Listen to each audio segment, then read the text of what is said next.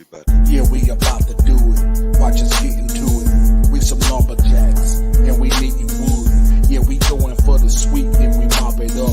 We put it all on the block, and then we chop it up, chop it up, chop it up, chop it up, chop it up, chop it up, chop it up, chop it up, chop it up, chop it up.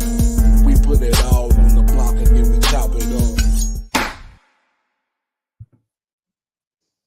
Ladies and gentlemen, Wednesday night is here, and it's not time for Wednesday Night Dynamite. It's time for the Chopping Block podcast presented by DJ's Clam Shack. We are live on YouTube, live on TikTok.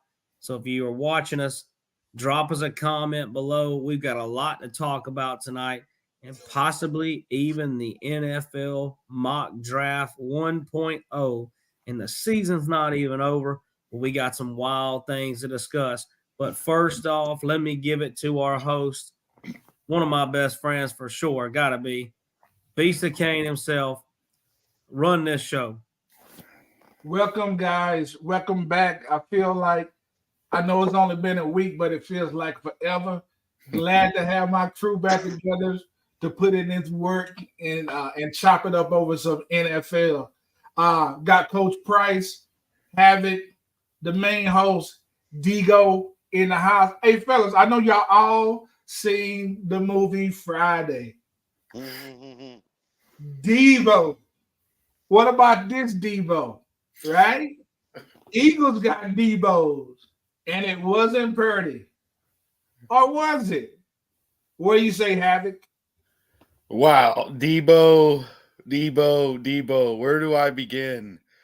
Here's where I'm going to begin. Debo Samuel exposed a glaring need for the Philadelphia Eagles. The Philadelphia Eagles have a terrible secondary. They couldn't cover a soul. They couldn't cover New England Patriot receivers. That's how bad that team was last Sunday. So, yes, they definitely got Debo'd. Now, Brock Purdy has a lot to do with it, too. The way he was picking apart that defense. Brock Purdy looked like Steve Young out there on Sunday. I mean, he made the Eagles look silly. And we were talking about the Eagles being the top team in the NFC a few weeks ago. Boy, it didn't look even close. The talent gap between the Eagles and 49ers looked huge to me. So, yes, the Eagles definitely got Debo'd, and it was a little bit of Purdy, but it's the overall team. The 49ers have a squad, guys. I've consistently said it all year. We all have. This is the most talented team in the NFL when healthy, and I'll stick with what I said last week. As soon as they got Trent Williams and Debo back, this is a different team. Guys, when you're missing your starting left tackle and your number one wide receiver, that makes a big difference. That's why Purdy went into a slump. He was facing pressure he's not accustomed to facing, because he's got a Hall of Fame left tackle, and then he didn't have his number one receiver, Debo. Now they're both back, and Purdy is on a roll. Okay, so I can't remember. Was Debo out all those 3 games that they lost? I think he missed 2. He only missed 2. He got hurt in one of the games, the first game that they lost in the middle of the game. So he missed 2 starts. Okay, I'm just listening to what you said. I feel like a little Purdy resurgence coming into your spirit. What'd you say, Coach? Well, absolutely they got Debo, and it wasn't Purdy at all for the Philadelphia Eagles. See, like Havoc said, when you have that much talent on your squad, it's players like Debo that's going to take your chain. Hands down. And Purdy, he was like Big Worm of the show. You know what I'm saying? You're going to bring him the money because he was on point with it. There you go. His money. But the thing that what everybody is overlooking about the whole thing is the Craig of the whole situation. Okay. Which is Christian McCaffrey. There he is. You know, when he left from Carolina, how you get fired on your day off, Craig? But soon as he got into San Francisco, who got Smokey right? There he is. So to me, hands down, that team is too talented. Debo is a matchup nightmare. And when I say matchup nightmare, he's about the only player right now in the league that you can put in a slot and make a safety have to cover him to put him in motion outside of the receiver that the corner is on to make the corner and the safety have to figure out which one of us is going to take this monster when he goes this way or that way. Because if he comes across the middle and he's already got a safety pressed out wide, safety is in trouble. If he goes out in motion and the corner jumps out on him, dude, if he comes across the backside of that receiver like a pick play, he just turned a 3-yard completion into a 25-yard gain, hands down. So Debo is that guy. I mean, it's like when he's on the field and he's warming up, I literally can see the slides with the socks and hear the bicycle squeaking. It's coming. All right, talk to what you say. That was my grandmama's chain. That's what I say.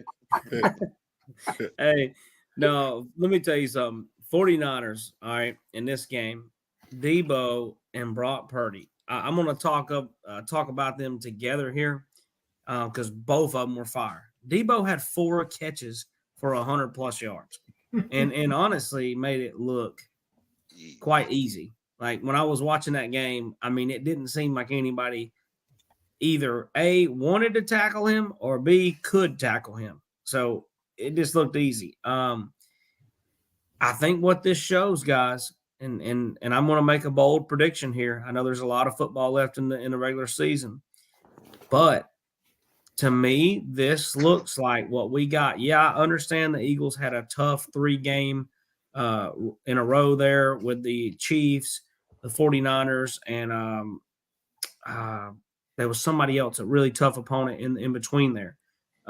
So, yeah, a loss, maybe it is expected. And I know they'll play better in the NFC Championship game if it comes down to it.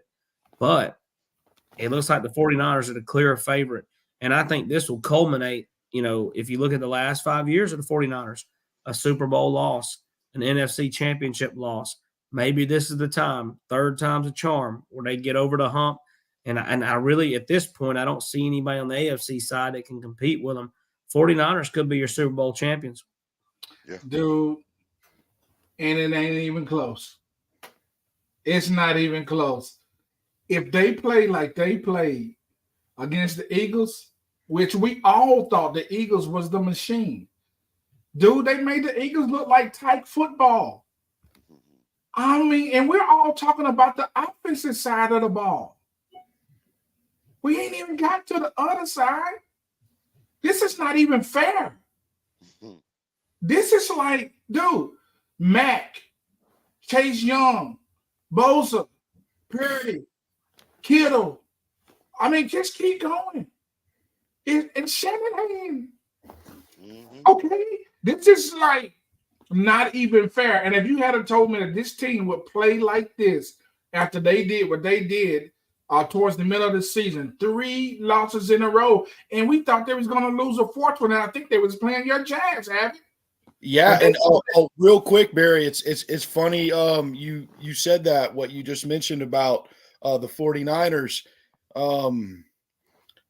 because they spanked the Jags. I mean, we didn't stand a chance. The talent gap again was large.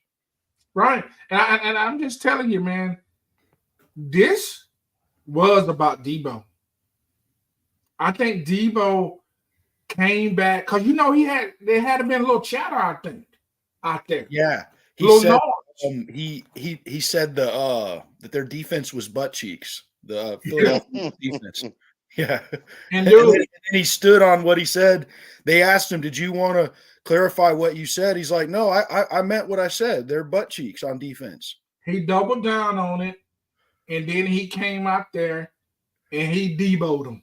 Yeah. Okay. He came out there and he Debo'd him. And just like I think it was Dalton who said this, they didn't want to tackle him. No. They did not want to be around that boy.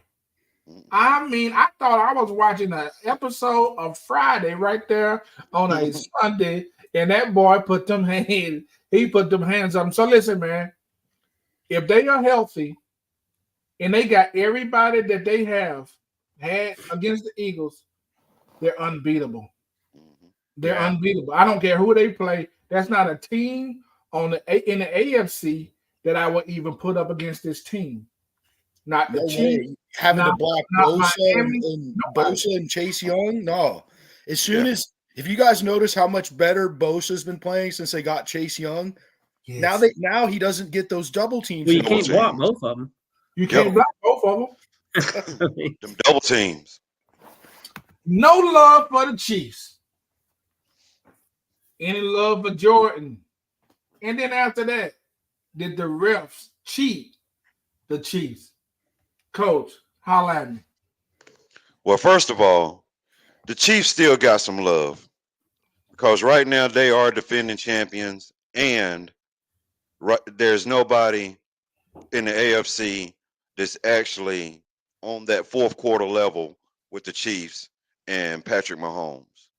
You know, he's a comeback kid is what he is.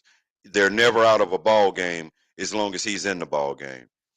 But on the Jordan Love note, the boy deserves all the love you can give him. And the reason why is because he had a granddaddy that showed him love in Brett Favre. He had a daddy that showed him love in Aaron Rodgers. So the boy was bound to grow up and be a Green Bay Packer. Hey. If you want to go even further, Mr. Bart Starr, is that who it was back in the day for him? That's great granddaddy. So right now, Jordan Love is on a great bloodline of Green Bay quarterbacks. And it's because Green Bay does it the right way. We're going to bring a guy in, and it's just like you're a puppy. You're going to be in the cage until we get home from work. Then we'll let you out. And then when you get a little older and understand, you can roam around the house till we get there, because we know as soon as we open the door, you can go outside because you've held your poop till we got there. And speaking of ropes and leashes, he didn't have that long of a leash. Not in Green Bay. Because you're talking about, like you just said, the legacy and the pride of the pack. Hey, a lot of people, me included, I didn't think this guy was going to be able to get it done. I really didn't. You know, quick. And that just goes to show you how little time, just like having said in some prior shows, these guys don't have a lot of time to get going before people start to say, hey, it's time to get rid of you. You know, when we go to the draft, we're going to look at some things like that. But I agree. He had to earn some love because, hey, in Green Bay, in them cheeseheads, you know, no, you ain't going to have that long before you're going to get going. What do you say, dog? Yeah, I mean, big game for Jordan Love, big game for the Packers.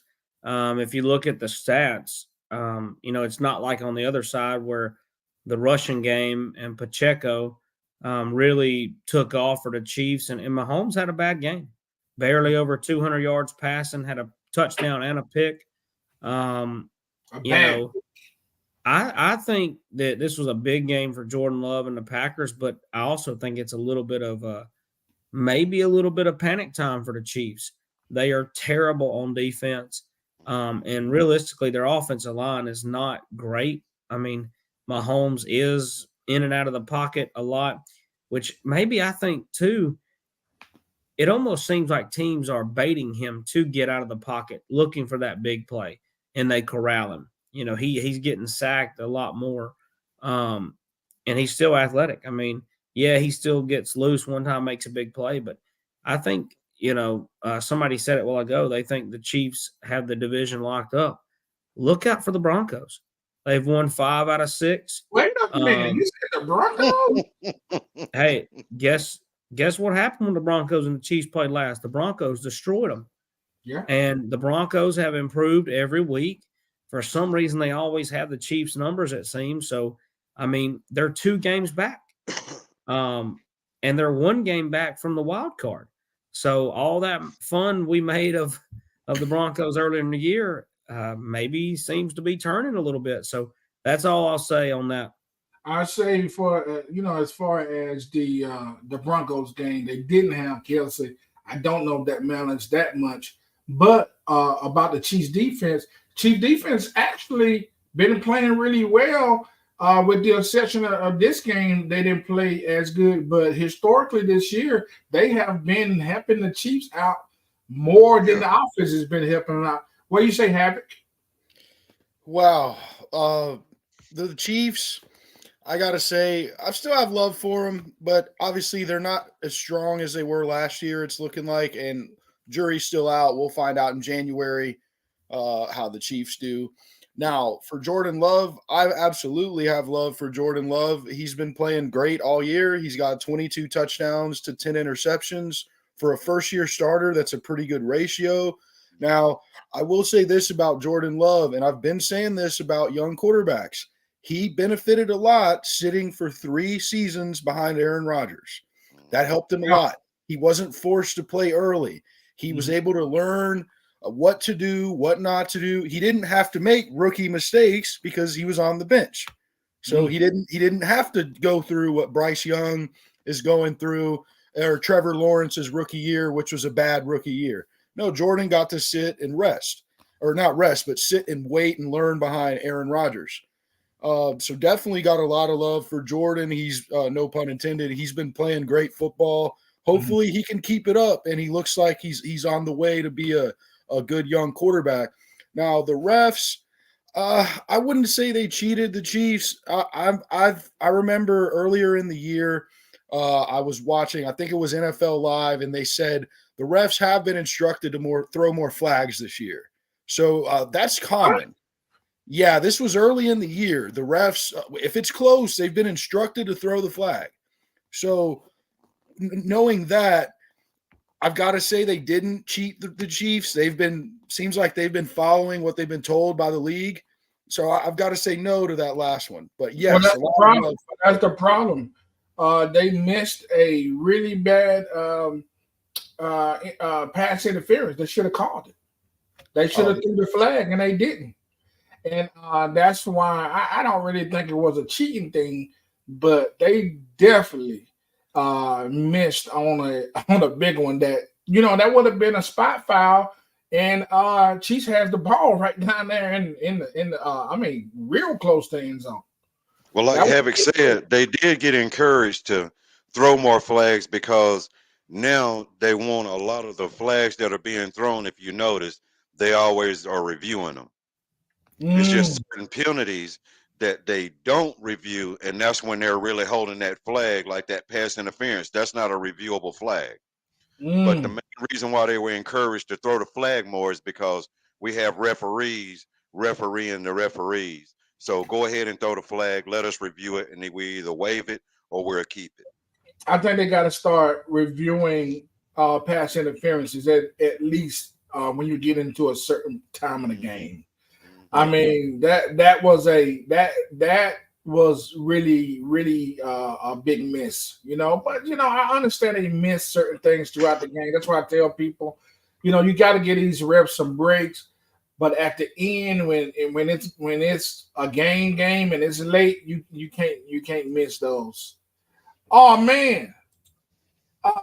Speaking of missing, old Bill Belichick missed Brady a bit. Okay, listen, man. Which one of these coaches is gonna get fired first? Now, I'm gonna tell you something you have tonight. You ain't gonna be giving me that GM talk tonight. I want to know about this coaching job. Okay, and listen, I also want you guys to put in here Mr. Winning Season, Tomlin, Mike Tomlin. We had a show. We said, is it time for Pittsburgh to drop the mic? And we all said, maybe not. But, hey, it's getting bad in Pittsburgh. It's been bad in New England since Brady. And according to Mr. Havoc, Staley been supposed to have been gone. Talk to me, Thoroughbred. Wow. Who gets fired first, Staley or Bill Belichick? And then which franchise benefits the most? Guys, unlike Bill Belichick, Brandon Staley has done nothing in the league. Here's what Brandon Staley has done. He was defensive coordinator of the Rams in 2019, the year after they won the Super Bowl, meaning he's done nothing of significant value in the NFL. All he's done is hold Justin Herbert back consistently. Let's remind you guys and our viewers watching at home, when they had a chance to make the playoffs with a tie against the Raiders, Brandon Staley chose to call a timeout with 41 seconds to go in the fourth in overtime, and it would have ended in a tie, and his team would have made the playoffs. That year, Justin Herbert threw 38 touchdowns in that season. That's never happened to Bill Belichick. Every year Tom Brady threw more than 30 touchdowns, they made the playoffs. Like, not even once did that happen. So who benefits the most? Definitely the Chargers. And I have a counter idea, trade proposal to help both teams. After you get that dumpster juice of a coach, Brandon Staley, out of there, what the Chargers should do, and this is going to be a controversial take, but I don't care.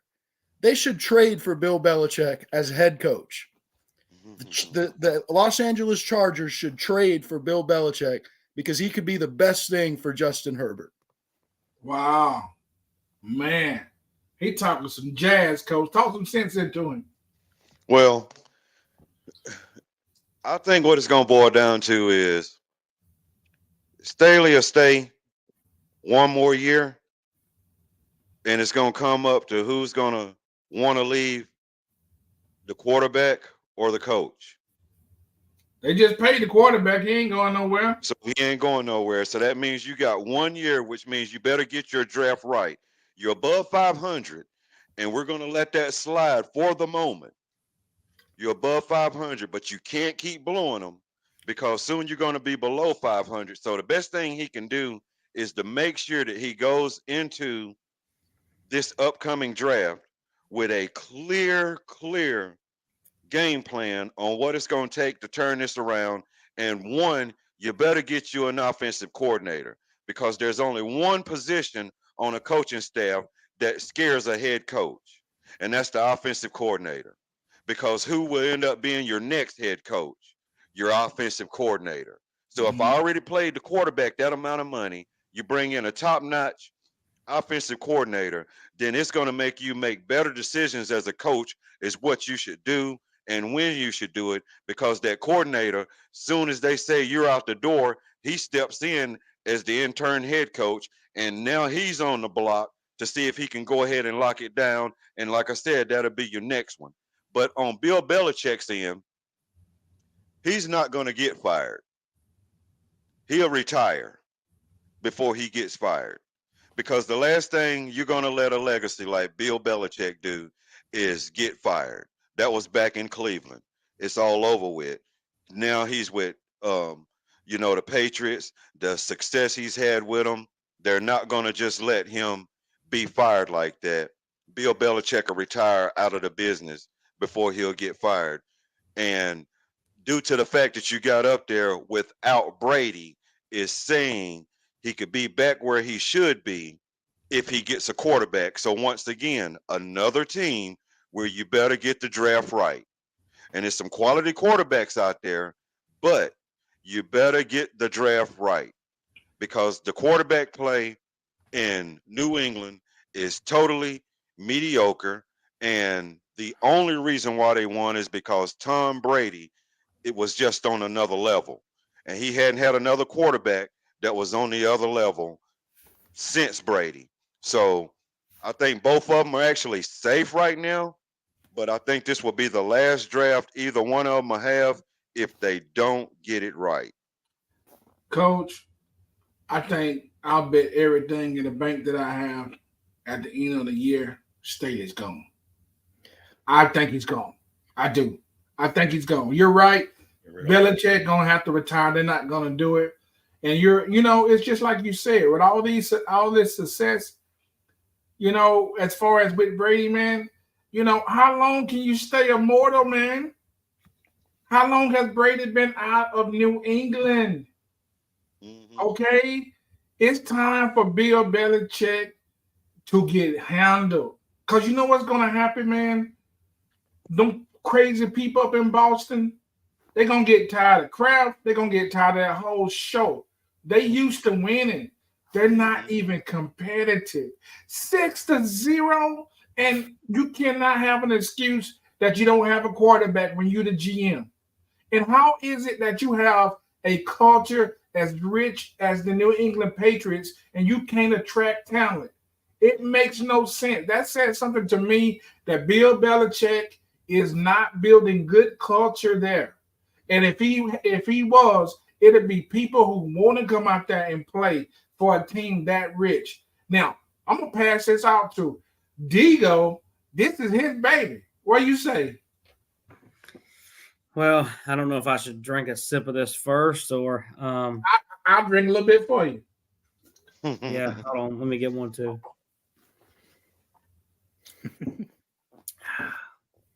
That's that fire.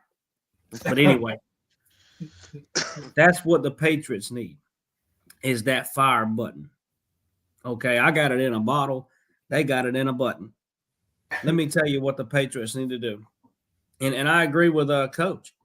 I don't think they're going to have to do this because if you come to Belichick and you say these things, I even think if you came to Belichick and said, hey, look, you're giving up the GM position, he's going to walk out the door because from day one, that has been one thing that he says, I got to have. Just like Bill Parcells said, I can't remember. He had a famous statement. I think Coach says it all the time. If you want me to prepare the meal, you got to at least let me shop for the groceries. That's right. And, Bill Belichick is right up under Bill Parcells for a long time. So, and I do agree. I think you should be able to pick the groceries, but this does not end well for the Patriots. I mean, the local media in Boston is not happy. And Havoc probably knows this, but in the Boston media, especially with the Red Sox, I mean, they were calling for Alex Cora's head this year. And he is a World Series champion manager. Won couple with the Red Sox or with the Astros, won one with the Red Sox, played in multiple divisional series. It's not good enough. In Boston, you have to win. In New England, you have to win. There is no, look at the Celtics. I mean, they haven't been successful in a while, and they've fired coaches. They've got rid of players. This does not last long in a town like this. And unfortunately, I think Belichick's stay in Beantown has been overstayed. And he is about to be evicted by the Massachusetts government. Mm-hmm. Man, both of these teams, 6-0.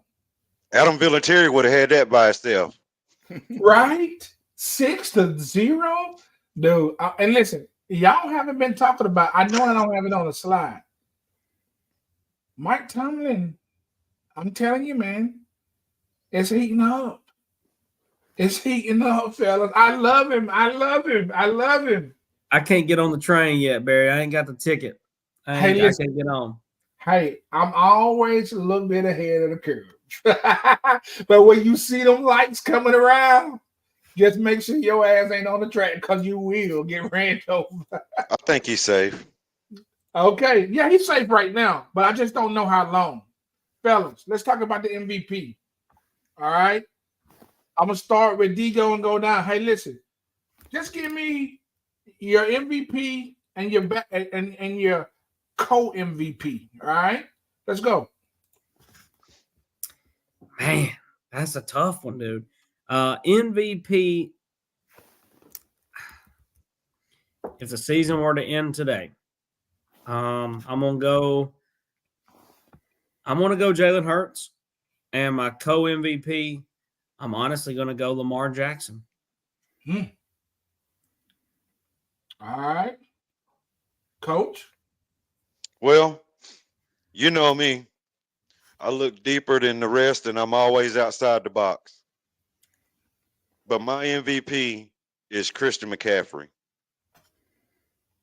What he's doing right now in San Francisco is what's really causing Debo and Purdy to get going, because you can't sleep on this guy, period. So Christian McCaffrey, my MVP, my co-MVP is Jalen Hurts. So we'll get a chance to see the MVP and the co-MVP come NFC Championship week. Unless them Cowboys have something to say about it. Have it. This is going to be interesting. Talk to me. Wow. I was torn between this one. So I had to, just like in the year 2003, when Steve McNair and Peyton Manning shared the MVP trophy and they were the co-winners, my real MVP is going to be a tie as well. Co-MVPs for me would be Brock Purdy. Just he's been on fire lately, and if the season ended today, Brock Purdy's got to be the MVP after 4 touchdowns against the Eagles. That was a big win. And then my co-MVP, going to take a lot of heat for this because I don't think a wide receiver's ever won the MVP, but I got to put Tyreek Hill in there. He's doing great things this year, and he's dynamic, and he's almost to 1,500 yards. It's a very realistic possibility that he's going to get to 2,000. And how do you deny him the MVP if he gets to 2,000 yards? Well, listen. Has it ever been done before? No. And then he's got 12 touchdowns. So that amount of touchdowns and that was my question back to you, or back to all you guys, because I was on the line with Tyreek, and I kind of wanted to talk about that. If he does something that has never been done before by a wide receiver, shouldn't that be the first time a wide receiver wins the MVP? Yes. That's a great point. But listen, that's the way that I feel like. And man, when you watch him, I know Barry, you've had some haters that have argued with you on this point, but I do think if you take Tyreek Hill off the Dolphins, think about it. Take 1,500 yards off of him. What happens?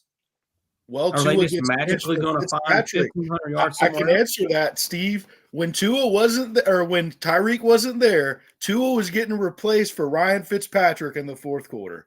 That's what happened. Yep, that's true. That is true. Well, listen, okay. Have it. You get no heat from me with this Tyreek Hill thing. Okay. Now, what I will say, and I'm gonna jump on your bandwagon, okay, a little bit, because that Purdy, no. Christian McCaffrey, I think is your MVP. Mm-hmm. I think he is the best football player in the NFL. The best football player. That doesn't mean you're the strongest. That doesn't mean you're the fastest, which he is fast. I think something like a 4.2 or 4.3 40. But he does everything. Mm-hmm. Shanahan can say anything. He just say, hey, I need somebody to do this. And Christian McCaffrey say, put me in, coach. Listen, man. And then I'm going to say Tyreek Hill. The dude is legitimately unguardable. He is unguardable. He's a cheat code. Okay? Now, I'm going to give Purdy a little bit of love in this next little piece that I'm going to say. Isn't it interesting that we have Brock and Christian and Tua and Tyreek? We have a little quantum here, and do we give it to the person who throws the ball or the person who catches the ball? That's an interesting kind of scenario when you really think about it. And you talk about them TDs, dude, Debo. We just had the segment on it. Debo. Okay? This is how loaded the freaking 49ers are. You understand me? And let's remember, The Dolphins have not, unless they put the team they beat this weekend has a winning record. They haven't beat anybody with a winning record. No. That's gonna have that might hurt these guys. And then after Jalen took the beating that he took, No. and I love Jalen, but can you beat MVP and allow that to happen? No, I think he had to take a little knock on that. He has to. He did not look good on Sunday. He was dominated. Yeah. He looked like he got a little dose of a real defense. And you know what? Y'all always call them Philadelphia Eagles, the Philadelphia Bulldogs, or something like that. They look like the Bulldogs. They actually look like the Bulldogs did in the SEC championship. You know what, dude? They just didn't come out and play their game. You know, I think if they come again, maybe it looks different. But the Philadelphia Bulldogs, they look real bad. Hey, fellas, I'm going to let you break this down. This AFC, this is the playoff picture of the season. What's the end today, Havoc? Break it down. Well, the only team that I see right now that's probably going to fall down quite a bit is my Jaguars. Trevor Lawrence had a bad high ankle sprain on Monday night when Walker Little fell on his ankle. So expect the Jaguars to fall. Now, they might still win the division, but the team's not going anywhere, not without Trevor Lawrence. What did they say about Trevor? Said a high ankle sprain. That could be season ending, but some people play through it. Patrick Mahomes played through it last year in the game against the Jags. I don't believe it. He don't never believe it. That man, look, I'm not going to talk about it. That man ran 50 yards in the Super Bowl and perfectly fine, and then gets up and limping back to the get out of here. I'll never forget that. But I agree. Lawrence is hurt. I heard about who let the dogs out, but who let the haters out? Man, no, I cannot. That Mahomes, he is a terrible actor. Terrible. This is a guy who is threatened by the Chiefs quarterback and Patrick Mahomes because he's knocking on Brady's door. No, he ain't. He's just mad. He ain't even made it to the driveway, Barry. He's just mad. He's mad because Patrick up. Mahomes is so great. Have it, break it down. Oh yeah, and then the Steelers and the Colts and Browns, they're all fool's gold. This AFC is going to be determined by the Chiefs and the Ravens. It's pretty clear to me. One of these two teams is going to represent the AFC in the Super Bowl. Every other team on this list is fool's gold.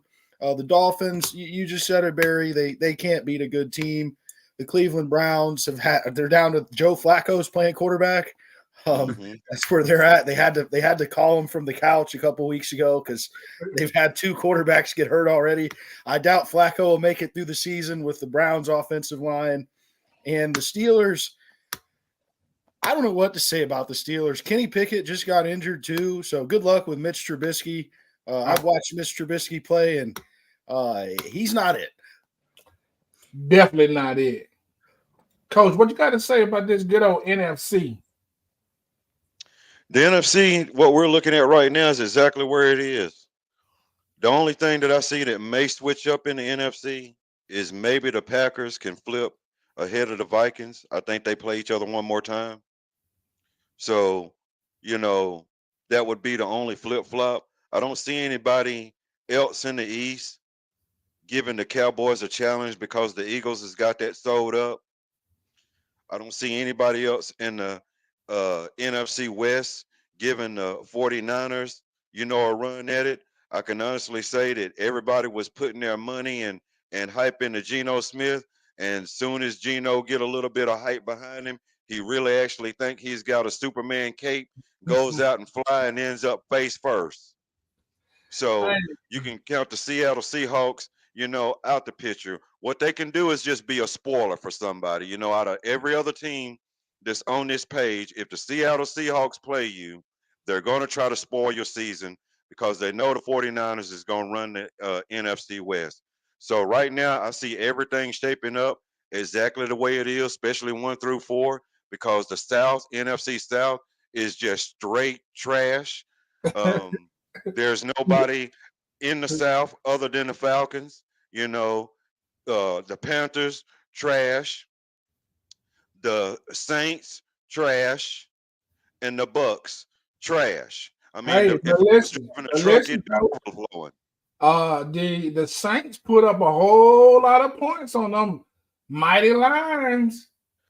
They put You up a whole know, lot of points on the mighty Lions, but I'll say it in the Lions. True story. Simba hey, was kicked out to Pride, but he came back. he came back, but hey, Mufasa, hey, was it no? It wasn't Mufasa, it was Scar. But Scar put them hands on him just at the right time. Hey, listen, somebody picked the Falcons to win the division. I can't remember who it was, but maybe y'all do. Yeah.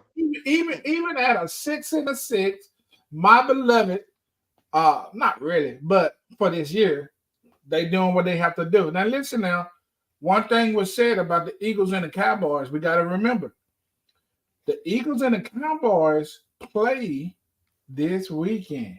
If I'm not mistaken, maybe Sunday night. That's a big game. See, the East is not sold up. No. The East is not. Look at it. We got a 10-2, a 10-2, and a 9-3. That can be a tie. With a split if the Cowboys win. Yeah. Right, because the Eagles already beat them once, right? Mm-hmm. Yeah. So that's gonna be a huge game. A huge game.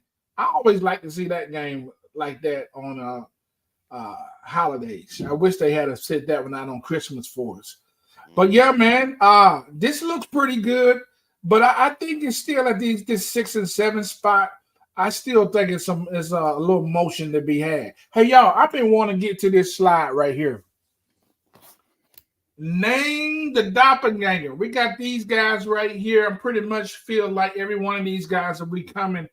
Is McCarthy coming out or not? I can't remember. Is he coming? Is he coming out or is he staying? He hasn't said yet.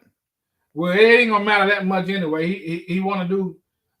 Maybe he should stay in Michigan because I don't think he got that much stock. If you ask me. However, I put him on the slide just in case he does. This slide is about, just tell me. You don't have to do every one of them. If you want to, you can. But who do you think these quarterbacks mirror in the NFL, present and past? Start with you, Havoc. All right, yeah, definitely. This is a great topic. So Caleb Williams, he reminds me a lot of Baker Mayfield. A lot of people aren't going to love hearing that, but that's who he reminds me most about. Very similar size. In fact, I don't really think Caleb's 6'1" from what I've seen and have heard from people. He's not actually – he might be 6 feet. So expect him to measure shorter than that at the combine. Yep. Definitely, he reminds me a lot of Baker Mayfield, just the way he plays the game and similar arm talent. So Baker Mayfield for Caleb. Drake May, some people might not agree, but he reminds me a lot of Trevor Lawrence, actually. He's about an inch shorter and about 10 pounds heavier, but very similar style of player to Trevor Lawrence. Obviously, he didn't have the amount of talent Trevor had when Trevor was at Clemson, being at North Carolina. So Drake May's had to learn to do more with less, which is going to help him a lot in the NFL. Right. Jaden Daniels, he reminds me a lot of Lamar Jackson. Now, I agree. Yeah, what I don't like about Jaden, I do see him carrying the football a little loosely. He's going to have to learn to hold it more high and tight. Lamar had that problem in college too. Bo Nix fans, you might not like this comparison. He reminds me a lot of Jeff Garcia, former quarterback for the San Francisco 49ers. Jeff's a 5-time Pro Bowler, by the way, so a lot of people will crap on him, but he had a fair amount of success in the NFL. Right. Then JJ McCarthy. JJ's a tricky one because he's shown flashes of brilliance. He's got a big arm, but his offense doesn't ask him to do a whole lot. And I do think he should stay for his senior year. He kind of reminds me of Will Levis a little bit. Now, I do think he's smarter than Will Levis. Will Levis is a little cocky with his arm. He'll attempt throws that, I mean, only Jay Cutler would attempt. So, yeah, JJ McCarthy reminds me of Will Levis, but I do think he has a slight edge over Will. I think he's a little better. And then Michael Penix Jr., this guy, it's a tricky one, but I mean, he reminds me of another Washington quarterback who was left-handed, who played for my Jacksonville Jaguars, Mark Brunell. Very similar to Mark Brunell. Now, Mark Brunell early in his career was more mobile than Penix, but they're very similar as far as left-handed, not the best arm, but very accurate passers. So Penix definitely reminds me of Mark Brunell. Shoot, Coach. Well, Caleb Williams is a toss-up for me because he's a real small guy, and he's more of a pocket passer. But, you know, the Baker Mayfield, I can really see that. Penix to me, and he's a lefty too, but he likes to play tightrope when he throws the ball and put it in small windows. And to me, all day long, that's Steve Young. All day long. Bo Nix is that fiery guy, not very tall, but kind of elusive, but he makes good decisions, and he always go to his big-time guys. And to me, he's a Drew Brees. When I look at McCarthy, I'm looking at tall guy, you know, good at reading a defense. But if you get the right characters around him with a good, you know, tight end, a solid running back, and a you know, Hall of Fame type wide receiver, I see Troy Aikman in him. Oh, wow. When it comes to That's a big one, Coach. Yeah. And when it comes to Drake May, I don't know what it is about him. Maybe it's his demeanor, because that's the way he carries himself. But you can't sleep on him because he'll make a play and just kill you in the end. And he's an Eli Manning to me. And as far as Jaden Daniels, this is going to shock the world because a lot of people may not even know who I'm talking about. But you have to go back and watch the film on this guy, and then you have to go back and watch the film on Jaden Daniels. But number 5 is actually Randall Cunningham. I know him. And you know what, Coach? I would have never thought about that. But you're right. Philadelphia Eagles, Randall Cunningham. That is a great comparison. Mm-hmm. Yeah. What you say, Dalton? Man, I hate to take it even more old school than the old school guys, but wait till y'all hear my list. So Caleb Williams, I was sitting here thinking, like when we went over these slides earlier, there's one guy that he reminds me of. And if you know, Georgia fans will know him, but you might not know him as a regular NFL fan, but Fran Tarkenton. Fran Tarkenton. And the reason I say that is because Caleb Williams makes these weird plays that Fran Tarkenton would. He was the first scrambling quarterback that could throw from all angles.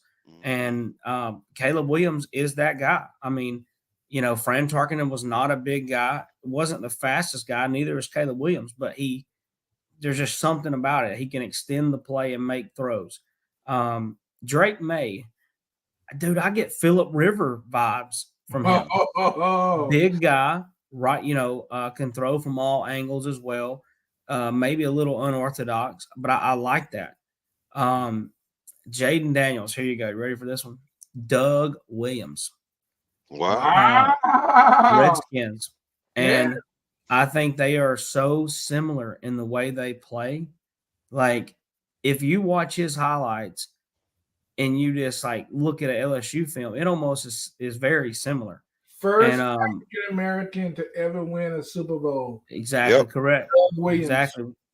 And you know, and it wasn't like he was on a team that was very, very good. He was one of the stars of the team. And he was different in that time of the game. So that's how I look at Jaden Daniels. Right now, he is different. in this NFL game. Bo Nix. So you said Baker Mayfield with Caleb Williams. With Bo Nix, I kind of get like he's a little bit more athletic Sam Bradford. He can make the throws. He can run a little bit, but I just, Sam Bradford, I knew, he's a shotgun quarterback, which don't normally work in the NFL. So we'll see if Bo Nix can transition well, but he could be another Sam Bradford. Michael Penix, I'm going to go with him first. He reminds me of Pat White. Pat White was a way better runner than Penix, but they throw the ball very accurately. In my opinion, both of these guys are way accurate than like even Tua is. But injuries usually hamper these guys. Pat White was way smaller, but I just something about their arm angle. Maybe it's because they're left-handed. We don't see too many of the guys. Was he from Oklahoma? Huh? Was he from Oklahoma? Pat White was West Virginia. West Virginia. And they beat Georgia in the Sugar Bowl that year. Really embarrassed us. But J.J. McCarthy, this guy, I hate to throw these comparisons out there, but if you think of guys that were successful in college and it might not have been necessarily them, maybe they had a couple games that they won them. He does kind of give me Tom Brady vibes. He's a big guy, smart guy. Obviously, Michigan goes to the same school. He's a guy I think he's going to be one of the most doubted guys to get drafted if he decides to come out. I think it'd be wise for him to go back to school. But I think, if you watch Brady's career at Michigan, I kind of get J.J. McCarthy vibes. He's been doubted, had some decent teams, was successful. I think Brady won 10 games his senior year and beat Alabama in the Orange Bowl, which is funny enough. Michigan and Alabama's playing. Hold on 1 second. You heard it live on the Chopping Block podcast. I ain't saying he's going to. Hold on. Hey, the New England Patriots fan is calling for J.J. McCarthy to be the next Tom Brady. You heard it live on the Chopping Block. Don't put that on the air. We'll get canceled. You're gonna call it, or you're gonna retract it, or you're gonna say what it is right now on the Chopping Block. No, so what I'm saying is, I just I have this feeling that they're comparable, not necessarily like. I mean, if you look at Brady's Michigan, he's a whole lot smaller. He's that tall, lanky, like McCarthy. Both guys are smart. The thing of what I'm trying to say is, I don't think McCarthy compares to anybody, and neither did Tom Brady. So I'm going to put them together because of circumstance. I'm not saying that J.J. McCarthy is the next Tom Brady, because by God, he is not. Coach, he said he's feeling something. I know what he's feeling. He's feeling that damn Jack Daniels in that bottle is what he's feeling.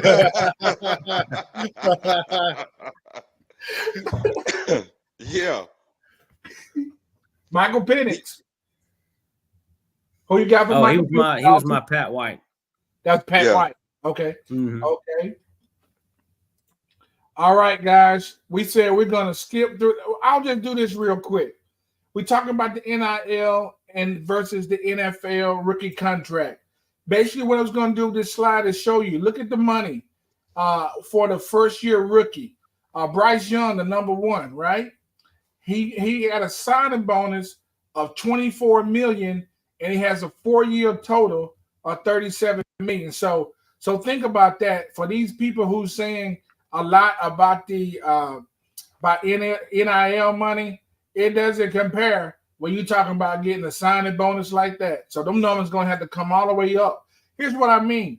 Shedeur Sanders, believe it or not, is at the top with a $4.4 million. Now, this was 2021. I saw some other things that had a few higher than that. And actually, I saw some girls from LSU and some other schools that had some was a little higher, probably up around $5-6 million. But just looking at look at Arch Manning.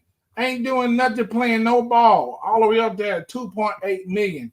That's the valuation of the NIL. So probably this is probably almost like I think it's like a yearly amount average of what they're getting. So look at Bo Nix, 1.7 million. If he had one more year and he was gonna go anywhere in that first round, he'd take his ass and get out of that college and go get that bag. You understand what I'm saying?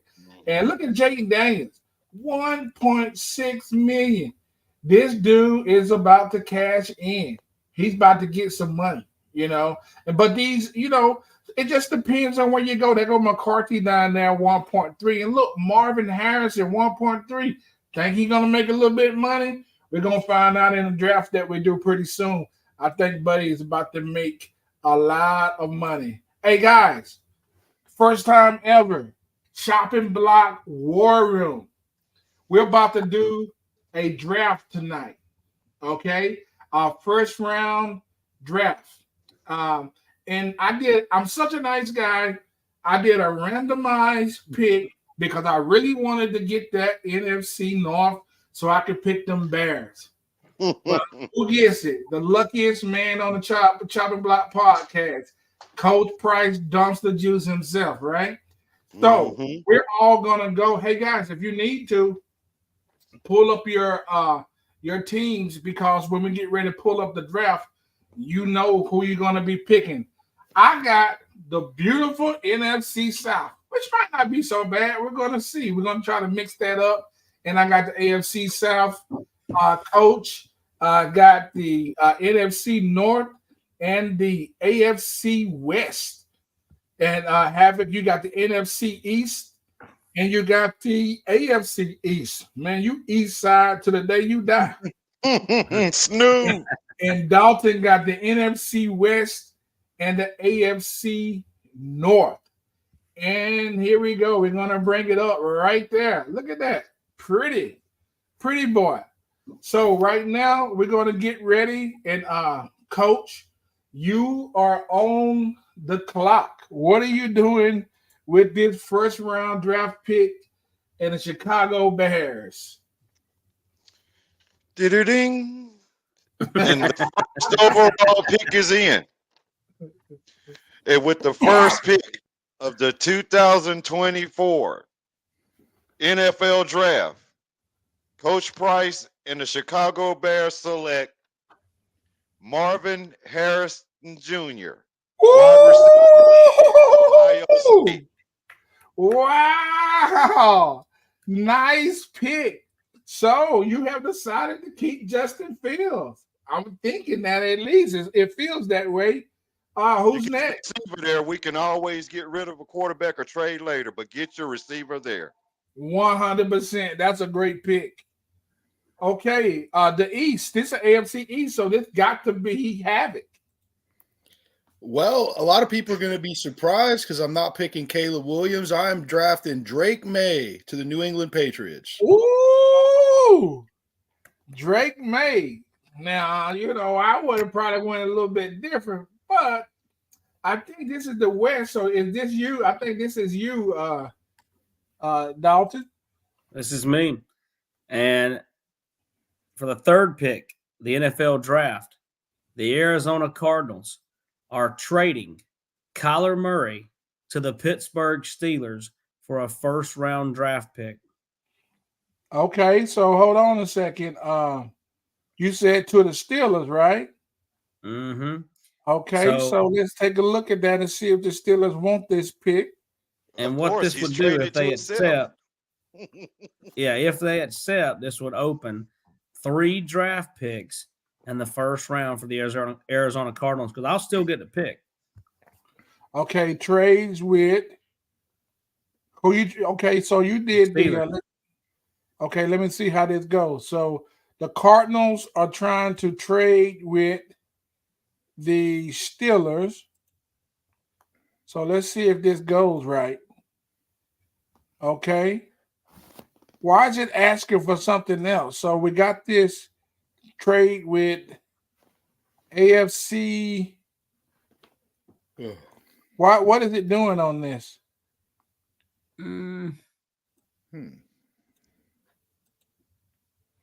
There you go. Okay. Okay, what are you? Okay, so this is who is the Steelers anyway? The AFC. North. Who got the Steelers? Dalton, he's trading Me. to himself. Oh, you Mhm. trade to yourself. So what are you doing? So I'm gonna take. Well, I don't think it'll let you do it, but what I was gonna do was trade Kyler Murray for the Pittsburgh Steelers' first round pick, which will be the 23rd. And the Arizona Cardinals would still get this one, plus the 18th, and then the 23rd, which would open up 3 draft picks in the first round. Okay, so we're the one I'm picking right here. I'm doing the 23rd right here. But I don't know if it'll let you trade for a player. This will be interesting to play with, but Yeah, I don't think it'll let you trade for a player, just to let you trade picks. all right. So I think for this right here, They don't know you trading for a player. You're just trading that pick. right? You're That's just going to true. switch Okay. the slots. Dang, that kind of sucks. Well, here's what I would do. With that pick, since I'm trading Kyler Murray, I need a quarterback. And my quarterback would be, it's going to shock a lot of people, but I'm going with the man himself, Jaden Daniels from Louisiana State University. Oh, I sure am. Man. oh. You got me Barry's there. Stole his pick. You stole my pick big time then. He's seen Falcons all in his dreams. This is I did. Okay, this is the East right here. So this is you, Havoc. Okay. Is there an offensive lineman on there? The Amaris Mims, does that say offensive tackle? Right here, I got the Yeah, from offense, Georgia. and I can do offensive tackle. Just show you every one of them, the highest ones right there. Yeah. I can't read that guy's name. Let me get that highest rated tackle to the Washington Redskins, or sorry, Commanders. I'm showing my age. They got a solid quarterback, Sam Howell. Now they need to protect his blind side. So I'm gonna go with the top tackle available. Okay, you got Fashanu, Penn State. He's high. That's the top one right there. Okay, Coach, it's back on you. Back on me. And with the 5th pick in the 2024 draft, the Chicago Bears select Brock Bowers, Coach, University of Georgia. Coach, that is exactly what I thought they should do, man. That's a great pick. You know what I'm saying? Brock Bowers, Fields, and Harrison. Dude, that's a squad. Yep. Okay. It's back on you again, Havoc, because you got the East. Okay, the New York Giants. Let's see. We're gonna have to go back to the offensive line. They need a guard. No, not gonna draft a guard that high. Go to the tackle. And go to left tackle again, the top left tackle. Okay, this is gonna be Joe Alt from Notre Dame. Joe Alt, yeah. The as you guys, all of us know, the Giants have 2 injured quarterbacks. They're playing Tommy DeVito, so they desperately need help on their offensive line. That's why I would go with another left tackle here. Why you didn't go with a quarterback? You keeping Danny Dimes? Well, how are they going to stay healthy, Barry? They've had 2 quarterbacks already. You got to figure that out. You got Second round. I can get him in the second. Okay. Any offensive lineman watching this show, I'm telling you, Havoc, you're going to get Valentine's gifts all over the United States. Okay, the New York Jets. Well, that is the East. That's back on you again, Havoc. And here's another team that can't protect the quarterback. Oh, yeah, this one would be really hard as far as I mean, I don't goodness, it's going to not to be unsexy, but go back to that offensive line. Have it. They don't have a quarterback after Rodgers. There's more rounds, Barry. Okay. Yeah. Okay. Okay. Here's a J.C. Latham from Alabama. Yeah. That'll work. That's a perfect Alabama pick. got them hogs, so it's all good. It's true. I finally get on the board. Now, are you guys telling me that Tennessee's future is Will Levis? Yeah. Do you draft a quarterback in the first round in 3 years in a row? Why? Hey, didn't the Browns do that or somebody? Dude. Yeah, I think the Browns did that like 4 years in a row. Hey, dude, I'm telling you right now, man. Oh man, what do you guys do? Do I go with a quarterback? I know my needs. I just can't see going with. I can't see with Will Levis. I'm gonna go ahead and take. I would trade this pick if I had a chance, but I'm gonna go ahead and take Caleb Williams, and I'm gonna ship off. I'm gonna ship off Will Levis. In the NFC South, who's my quarterback? I don't even have a quarterback. I should have did that. I should have saved him for this one. Okay, for the Saints, we're gonna go. I'm gonna go with. I'm gonna crank this thing up and go Shedeur Sanders. Wow. I'm gonna send Shedeur Sanders to the Saints and make Dion have to root for the Saints over the Atlanta Falcons. Oh, I got another one here at 10. And they need one too. Oh my God. Okay, so what I'm gonna do here, I'm gonna make sure I'm gonna make sure Penix get some work. I'm going Michael Penix to the He's got the receivers. Not a bad pick. Yeah. Okay, so the Raiders. Who got the Raiders? Is that coach? All right. Okay, the Raiders need a quarterback too. Cornerback, safety, offensive tackle, and an offensive guard. With the 11th pick in the 2024 draft, the Raiders select Amarius Mims, tackle, University of Georgia. Look at it. Coach ain't even saying it. He just grabbing them on the top of his head. I hear you, Coach. Hey. Mims is off the board. Them homers. Them Georgia Bulldogs, them homers. I'm in the world, Barry. Here we go.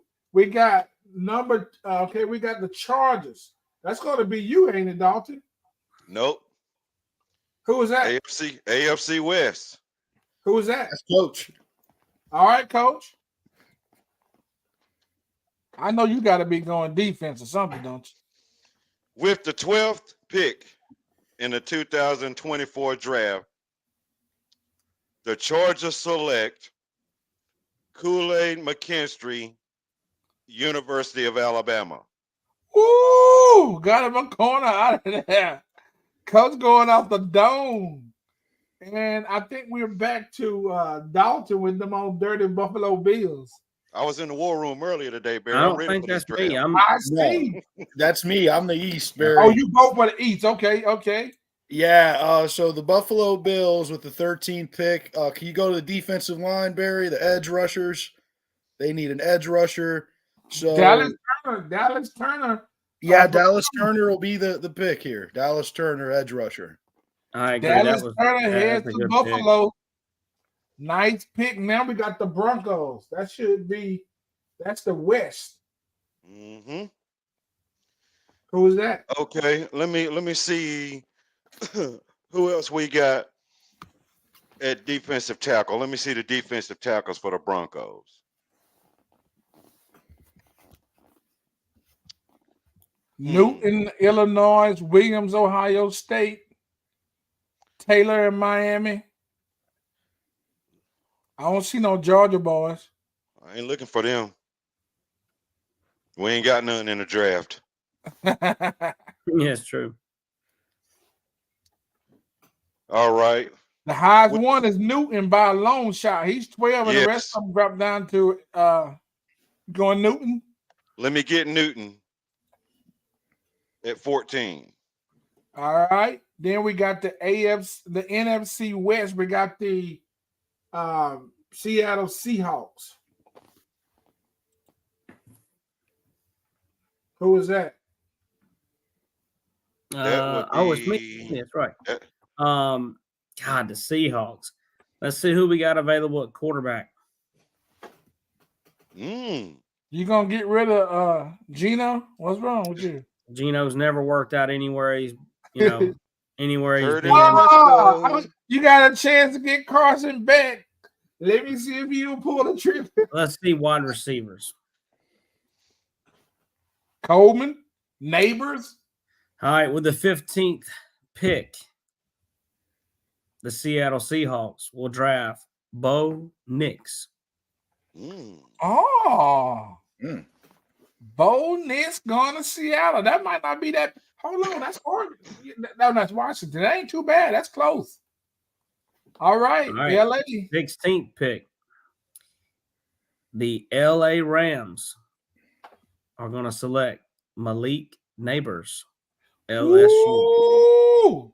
Imagine him with the LA Rams. Mercy. Man. Only if Stafford can throw him the ball. Dalton on the clock again. The Bengals. Dalton got 17 and 18. Yeah. All right, the Bengals. Let me look at defensive linebackers.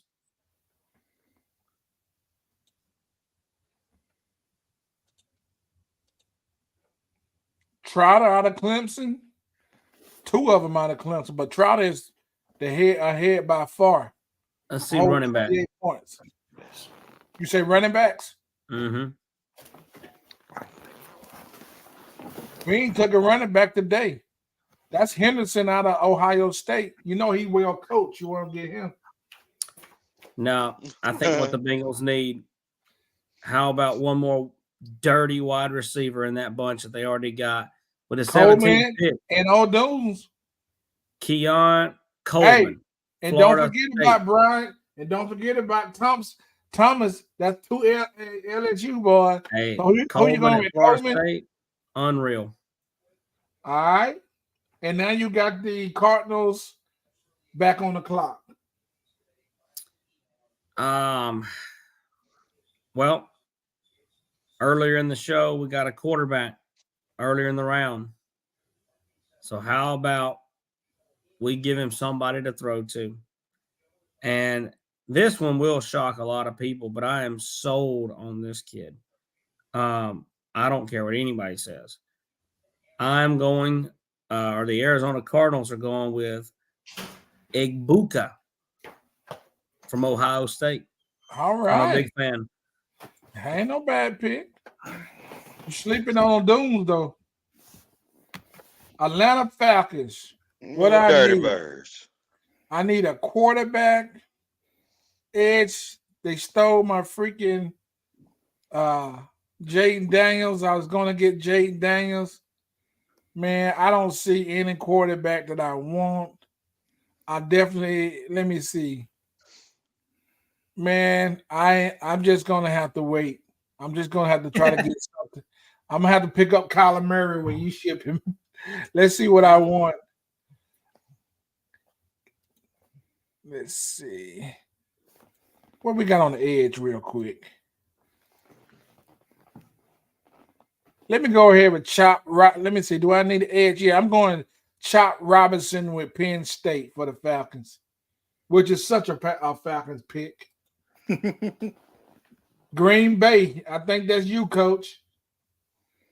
Green Bay Packers. Let me see the running backs.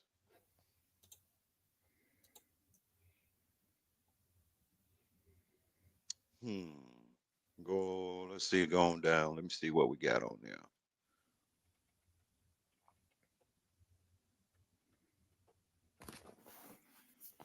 All right, let me go offensive guard. Jordan Love needs some love. Let me go with who is this boy? Troy Fatuna. Fatanu. Uh-huh. Let me get him. All right, you got him. You got another pick with the Vikings at 21. 21. Give me the quarterbacks. And with the 21st pick, the Minnesota Vikings select J.J. McCarthy, University of Michigan. But you know what, Coach? Cold weather. Both of them. Gotta have a cold weather guy. Whoever. Hey, stop Barry now. You tapping into my GM philosophy here. Hey, you know when I drink them 4 roses, boy, I get into it. Okay, I think this might be me right here, ain't it? AFC, yeah, South. Colts. Okay, so the Colts need an edge, a running back, and a cornerback. Let's see what we got. Let me look at all. What's the highest? Look, man. I don't even know too much about them Colts receivers. I'm going receiver right here. I don't care what they need. That's I'm going Washington. That's Penix's other guy. I'm going with him. Yeah, that's a good ball player right there. Mhm. Okay, Steelers.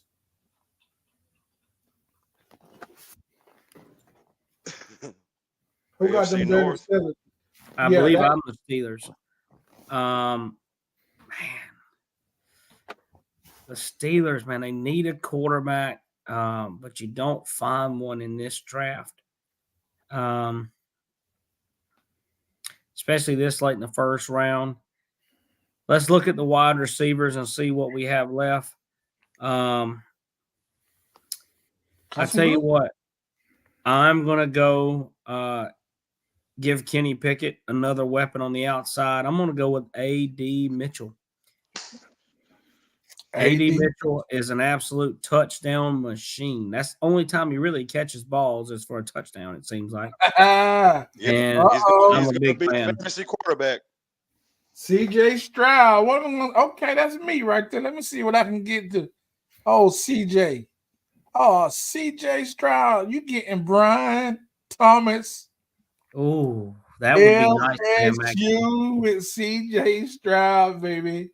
That's a good one. Yeah. Chiefs on the clock. AFC West, right? Yes. AFC West. That would be me.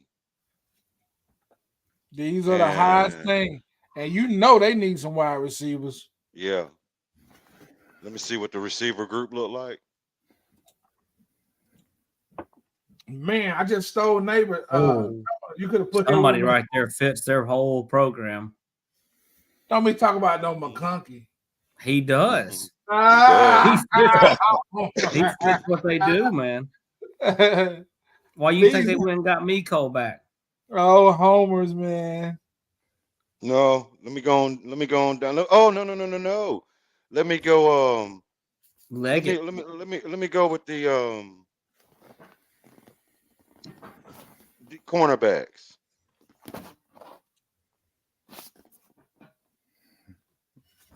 Got some high ones.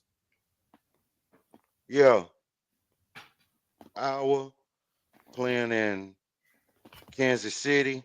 Let me get hold on. What's the other guy? Where's he from? Cincinnati? Uh-huh. Who? Yeah, Wiggins. Clemson. Let me get Nate Clemson. Oh, yeah. Oh no. I ain't trusting crap Debo sending me this year.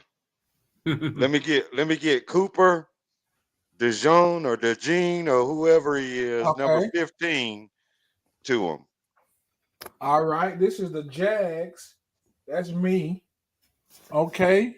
What do the Jags need? They need a corner and an edge. Let me look at all players. Need a corner. I'm gonna go ahead and get. I'm not gonna hate on Debo. I'm just gonna go ahead and grab Nate Wiggins, defense. Trevor seemed like he got a decent enough line. Okay, coach, you back in the East? No, that ain't me. That's me, Barry. Oh, the East. I keep forgetting about having. All right. So my Dallas Cowboys. I'll go to the defensive tackle position, Barry.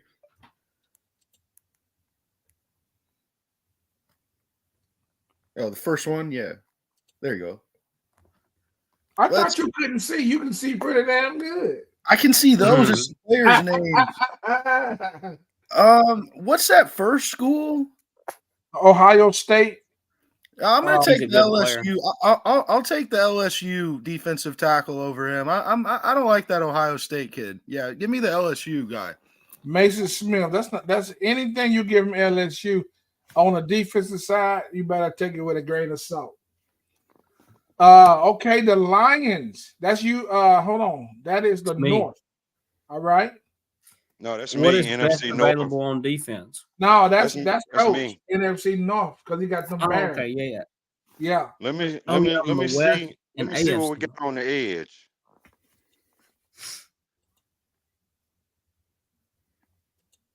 I don't know why. See, Are we on the edge? I don't know why yeah. it's not going to the edge. There we go. There it is. All right. What's it? Scroll down on me. See what available in that. A lot of Ohio State and Oregon, but you know them edges. You better go high because you got it goes from 1923, then it dropped down to 38. I'm gonna find a diamond in the rough. All right, Alabama got one on here. No. Coach a little bit sore. No. No. Hmm. He just ain't show me nothing. I know you ain't gonna go all the way down here into these 200s. Hey, it's a diamond in the rough. That's gonna be a rough ass diamond. Ain't no cluster in it, Barry. All right, let me see the safeties. Yeah, I don't think there's been a See. corner or a safety picked. Yeah, cause they gotta have some DBs. All right, 22. You can't beat that. Yeah, let me get him. What in the What's world could San Francisco possibly need? They should have. Bobby, They should have. San Francisco needs nothing. Bobby Boucher. They don't even need a backup quarterback. They got Sam Nothing. Darnold. Well, let's look at best available on defense. What? Can always add more defensive players. But this is the edge. They that's definitely don't need an edge. No, too many. the one I was looking at, man. But I agree they don't necessarily need him. But Bar I do like injury. the corner from They need a Ohio State. corner. I like Denzel Burke. Denzel Burke, you got it. He's a good one. All right, we got 2 more picks and then we're done. AFC North. Let's look at wide receiver. Mm. He's got to have somebody to There throw you the go. ball to. There you go, little McConkey. You say you want a little McConkey? No. Old Well, line. Why y'all sleeping on Troy Franklin? I tell you what, I think the Ravens have a bad. They do like the Patriots. When they get bigger wide receivers, it always pans bad for them. And Leggett is one of the best wide receivers. Might have been the best wide receiver in the SEC East. But I'm going to go with Xavier Worthy out of Texas. All right. I really like him. I think he could be one of the X factors in the college football playoff, actually. And have it, you got the last pick. All right, Barry, go back to the defensive tackle position. Let's see. Who's that first guy? Is that the same guy from earlier from Ohio State? Malik Williams, Yep. Who's the guy below him? Leonard Taylor, Miami. Ain't Yeah, that I'm not taking the Ohio State kid. Give me the Leonard Taylor.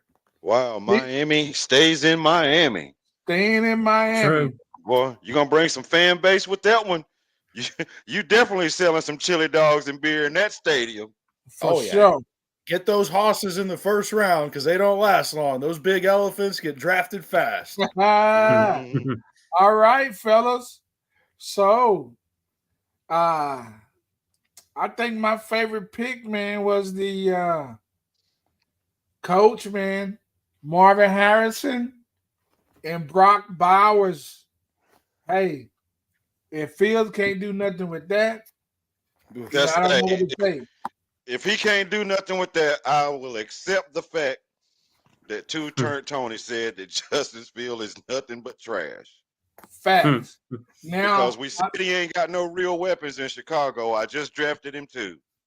And to Dalton's point, they may decide to ship that pick and get another first rounder, and they can still get Harrison, a quarterback, and Brock, maybe in the first round, dude.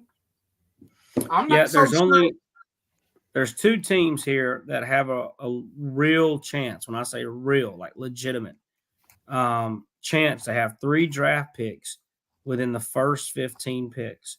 And that is the Chicago Bears and the Arizona Cardinals. If Chicago trades Justin Fields, I think he's worth a first-round pick. There's a lot of people that would probably take that.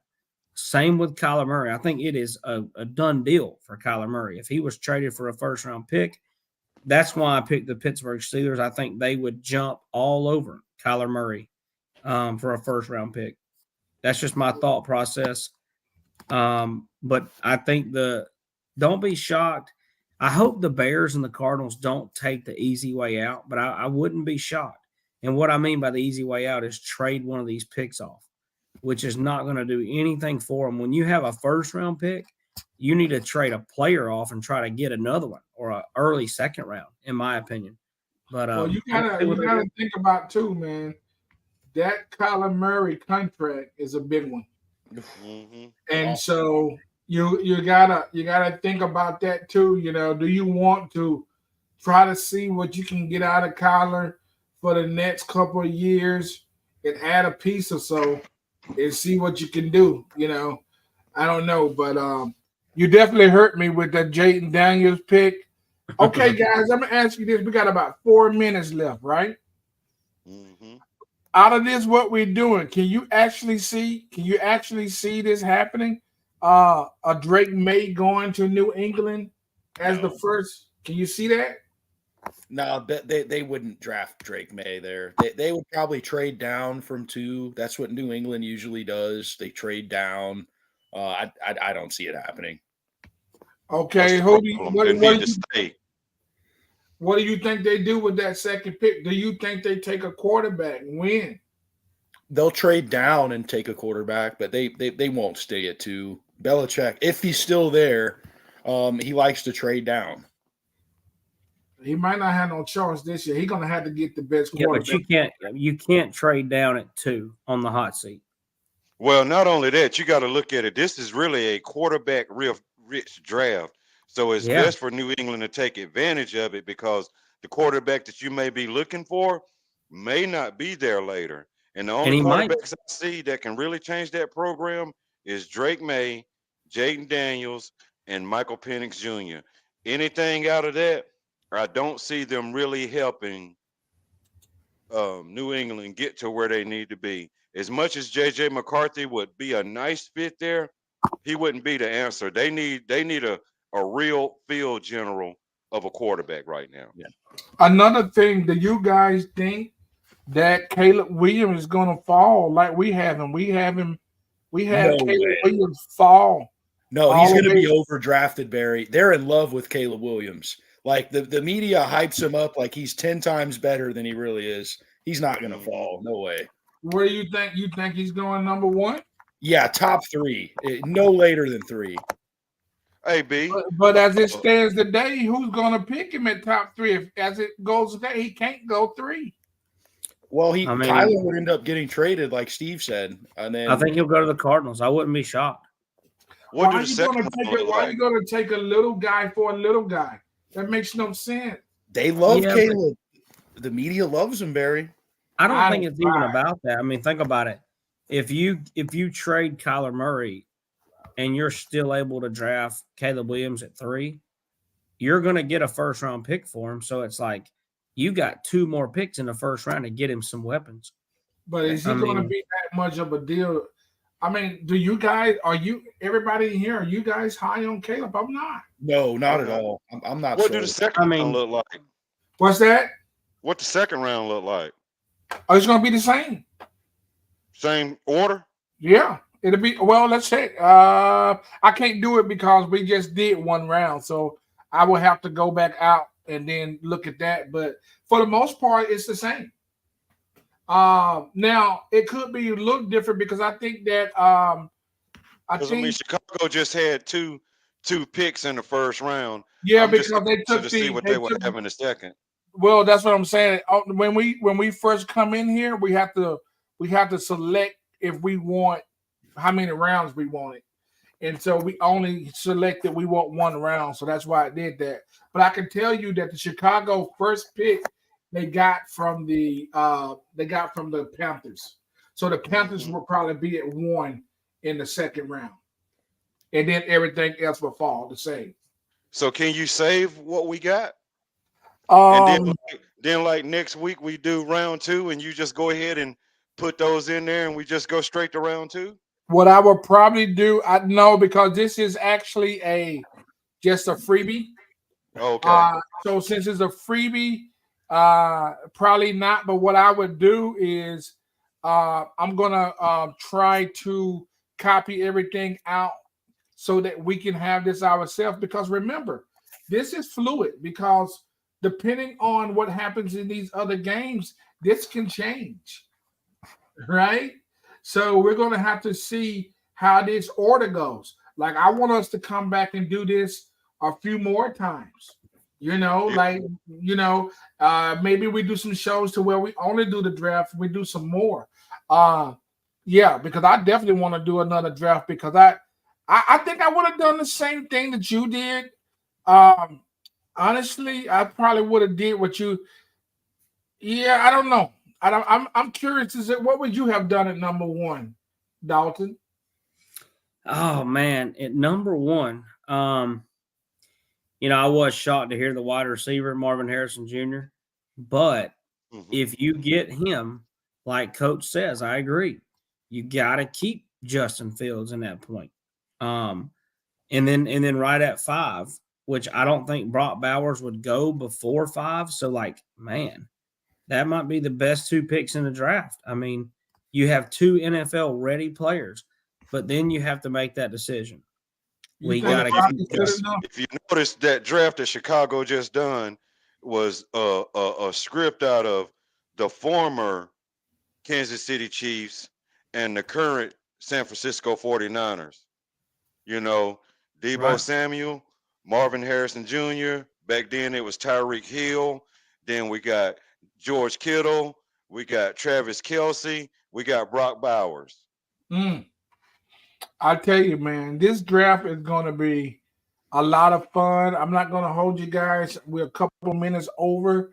We're going to do these drafts again so that we can see different options. What I really want to do is kind of go down through it and do different options. Now, if we find one that's better that allows us to do the trades and do all these different things, that's going to be more complex because I would like to see some things like that, some of those kind of perspectives.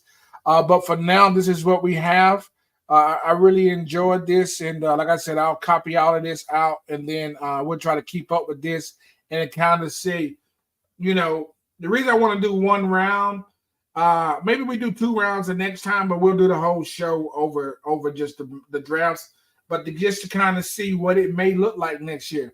Now, one thing I would like to do too, and maybe we do this next time, is that we all in the war room will pick together and we will just go with the popular vote and we'll try to build these teams to see how we do against everybody else's mock draft. So we'll build our own chopping block mock draft. And then we can even post that, what we do, right? Maybe we can even do this one right here. So I picked this. I'm going to try to see if I can get this into a list, and then we'll post this as our first mock draft for the chopping block. But Dalton, you can take us out, buddy. Well, hey, another great show, a fun one right there, the NFL mock draft simulator. And like we've talked about, there is a lot to discuss with that NFL draft. And guys, we still got roughly 5-6 weeks left in the season. So a lot of football left to play.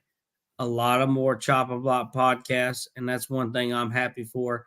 But tomorrow night, This Week in College Football show, man, oh man, is it going to be good. A lot to talk about. The downfall of the SEC championship, the downfall of the college football playoff, pick'em show, committee show, whatever you want to call it. Florida State has been left out of the playoff undefeated. So join us tomorrow night right here on YouTube and TikTok to see. Well, let's see what the Chop and Block has to say, because who knows what could unfold tomorrow night. There's going to be a lot of emotions. I'm sure. But we hope to keep it all together for you. This has been the Chop and Block podcast. Appreciate you watching for tonight. Send us home, Barry. Yeah, we about to do it. Watch us get into it. We some lumberjacks, and we needing wood. Yeah, we going for the sweet, then we mop it up. We put it all on the block, and then we chop it up, chop it up, chop it up, chop it up, chop it up, chop it up, chop it up, chop it up, chop it up, chop it up. We put it all on the block, and then we chop it up.